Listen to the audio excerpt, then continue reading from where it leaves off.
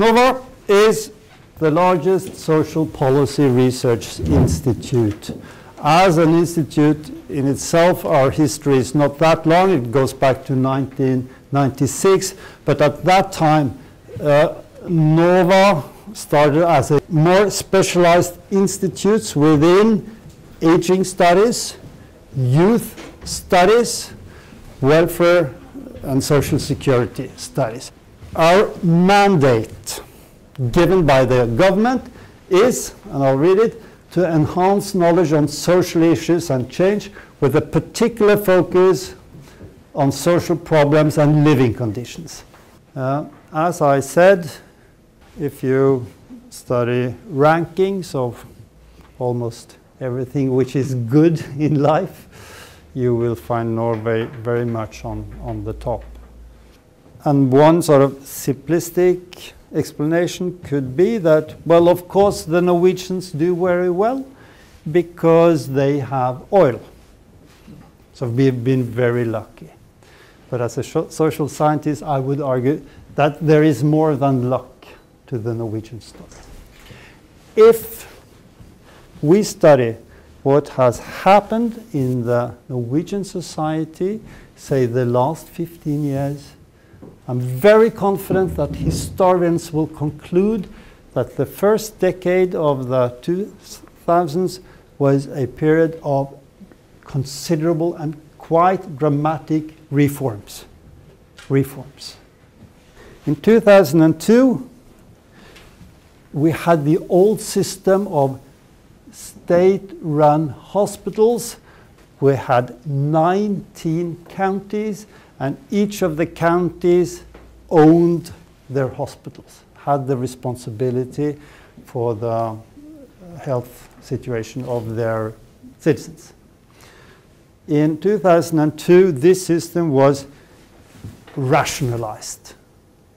The country was divided into 5 regions with one sort of enterprise within each region.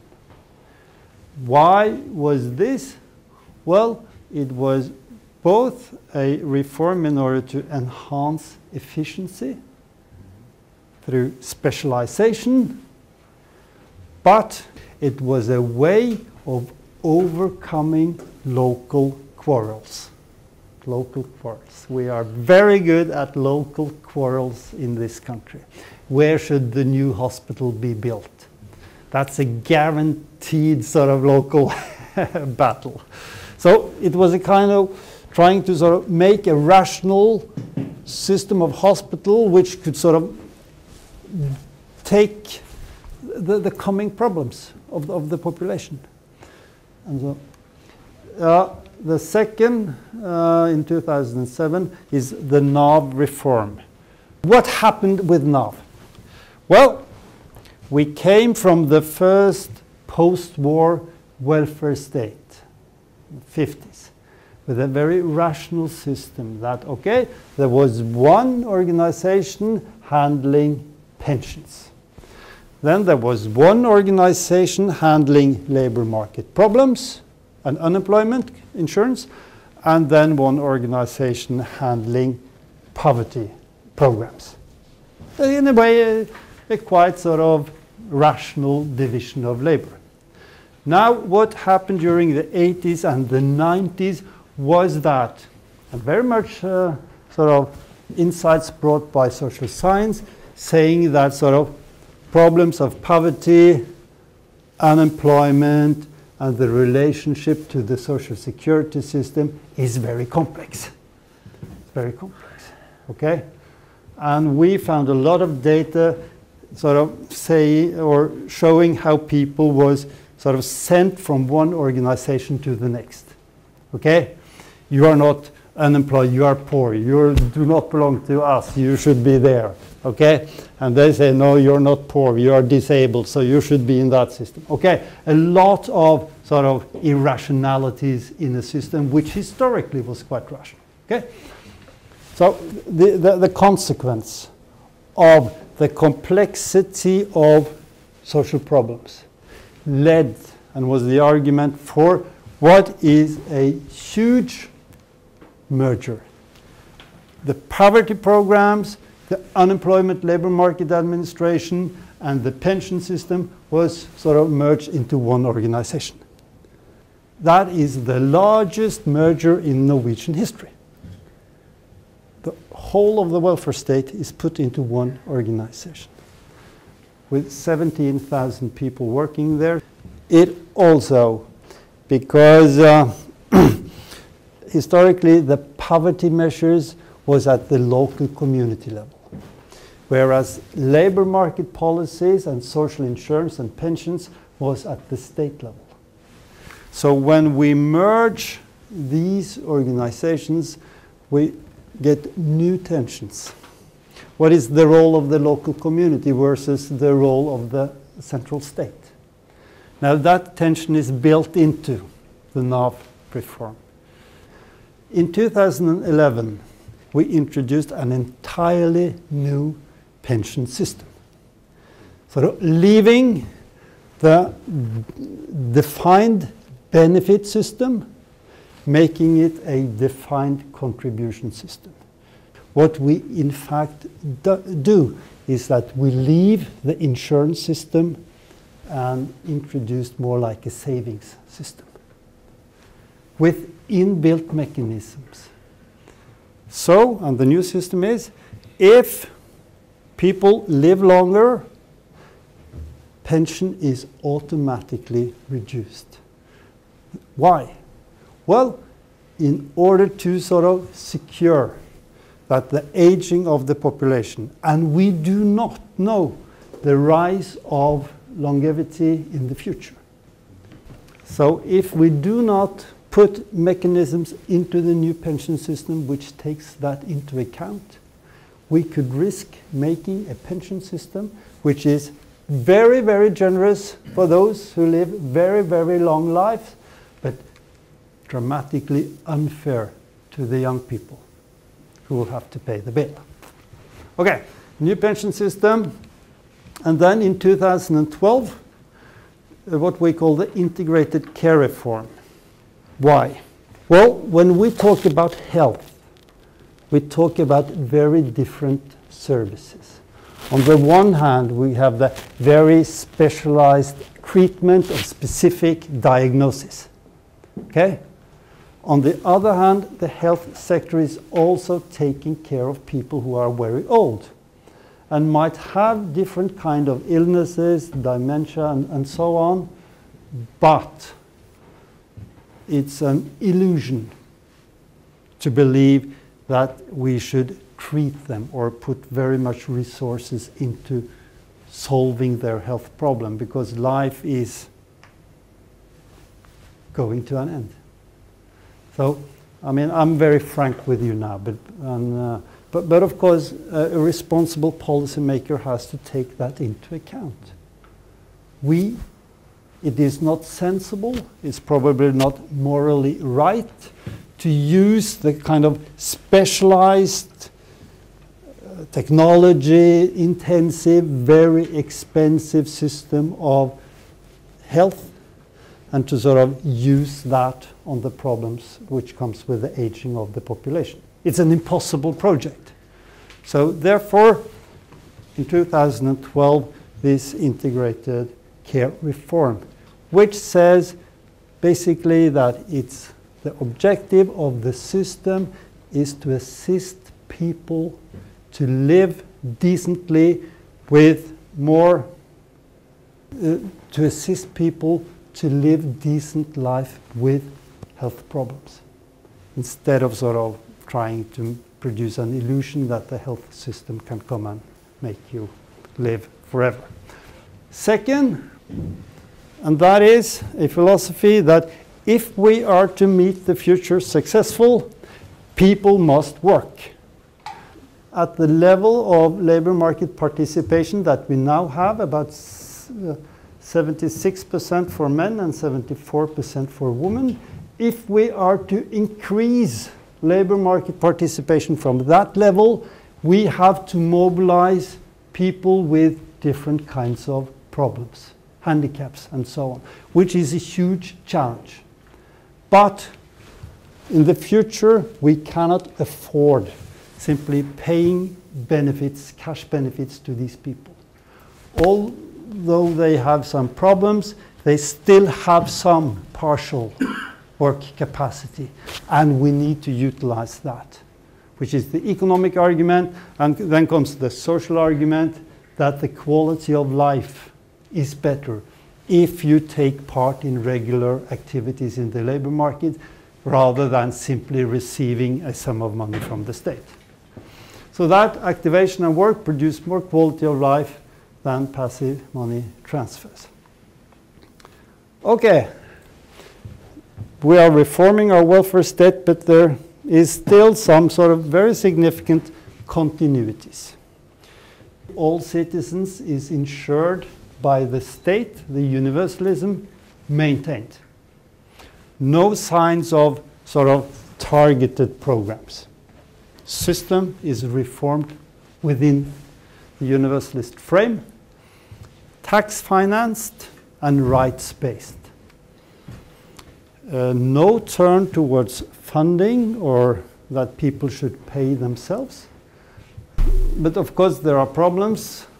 We have increased the production of health and care services tremendously, but costs also rise. When we improve the quality of services, expectations is also rise. People do not get enough. I mean, a health system is never good enough.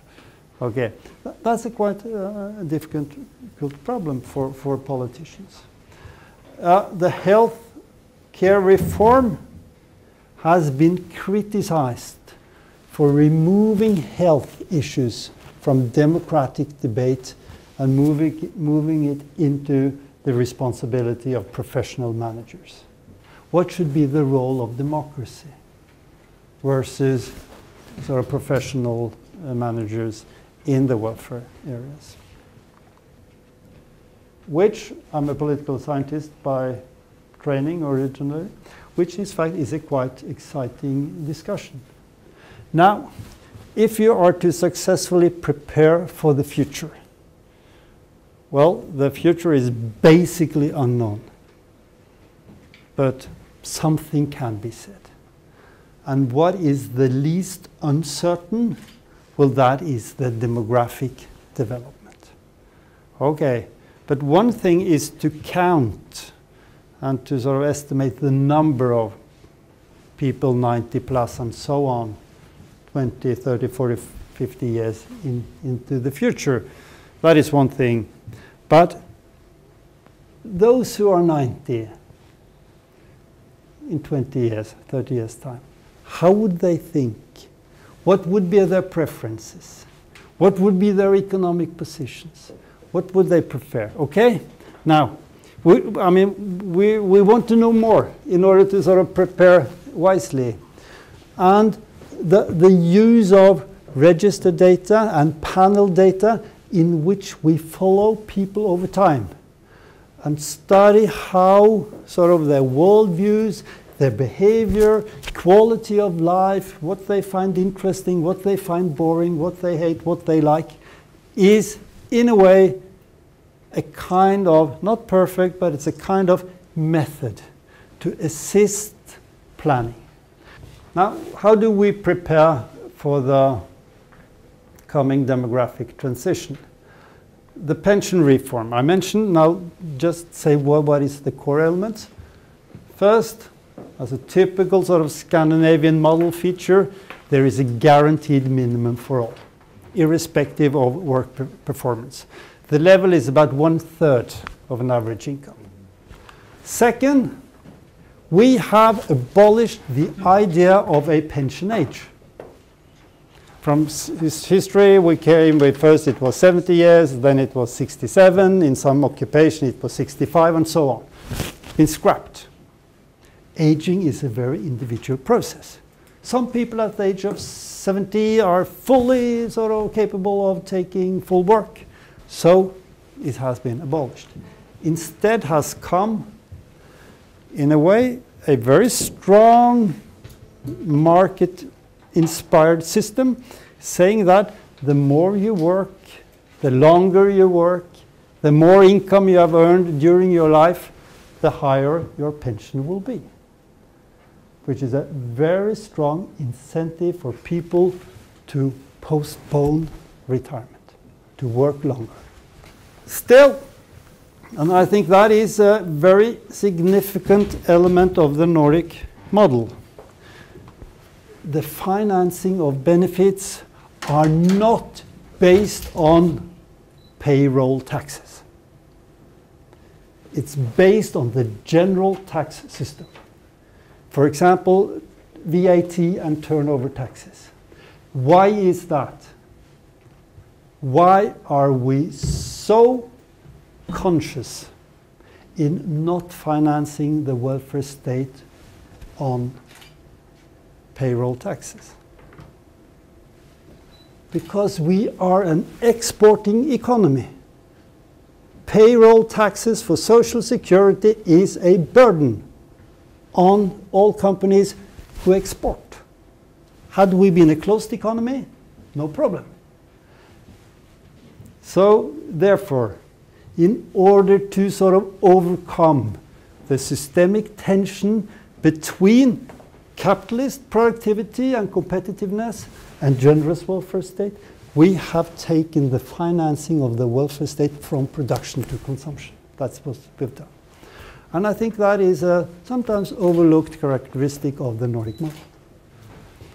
So, first, pension reform. The second, inclusive labor market participation. Very important in order to prepare for the future.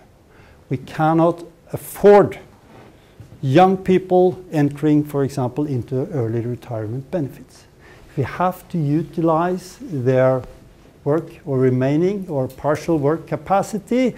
And we know also from registered data, if you keep people in work, you keep them healthy.